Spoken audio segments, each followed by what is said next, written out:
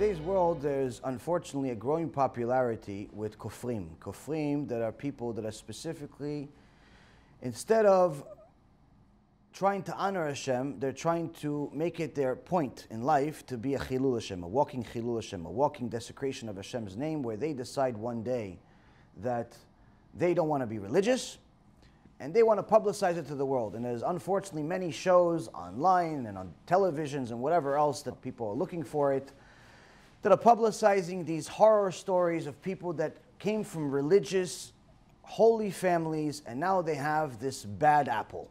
And this bad apple is not quietly going to the corner, minding his own business, and just trying to move on with his life. They're trying to make sure the whole world knows it, and they're trying to bring everyone with them. How could such a thing happen? So there's several different reasons of why such a thing could happen. First and foremost, the Gemara specifically says that there's no such thing as someone going off the Derech. Meaning that there's always a problem with the root. Meaning, he was never religious to begin with. What's the example? The example is Elisha Acher, Elisha ben Avuya, who learned an enormous amount of Torah, to such a point that he became one of the Tanaim. But unfortunately, one day he went off the Derech, he became a kofer, he became a really big problem for Am Yisrael, and they changed his name to Acher. When a prostitute saw him violating Shabbat, and she says, wait a minute, aren't you the Rabbi Elisha Acher? And then he violated Shabbat. She goes, no, Acheru, he's someone else. There's no way that you're the rabbi. Why? If you're a rabbi, maybe you have desire to go to a prostitute. But if you're violating Shabbat, there's no way you're a rabbi. Meaning that in the eyes of that generation, and us, it should be us too, it's even worse to violate Shabbat than to, chas v'shalom, go to a prostitute. But nonetheless, people need to understand that Elisha Acher didn't just go bad.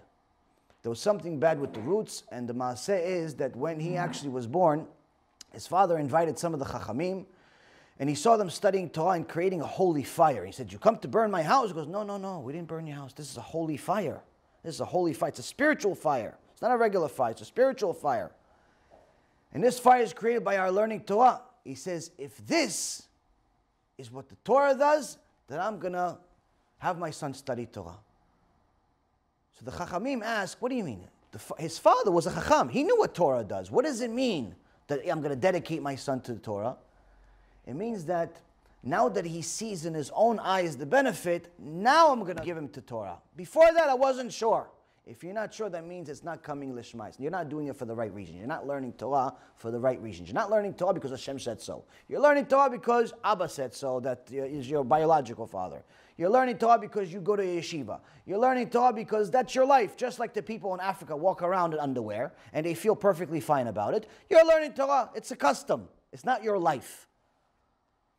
And the reason why such things happen is because there's always a bad root. It could either come from the bad education. It could come from the person himself not dedicating themselves. It could come from a number of things. There's no one thing that we can pinpoint at. One thing that we can do is know that these people that turn into heretics and want to publicize their horrible, horrible sins, they're not doing it because they don't believe.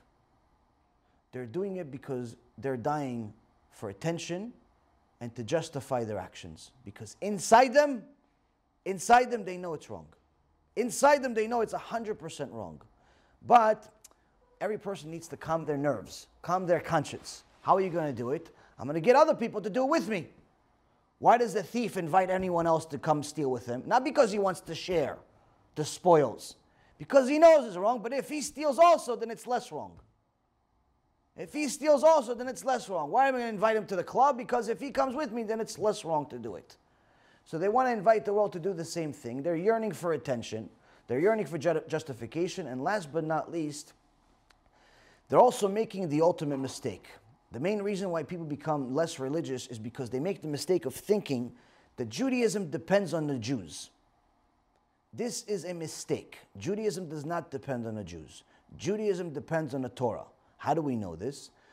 We know this simply because before we went to Mount Sinai, The Torah existed already. 974 generations before the world was created. The Gemara in Masechet Chagigah says Hashem created the Torah, black fire written on white fire.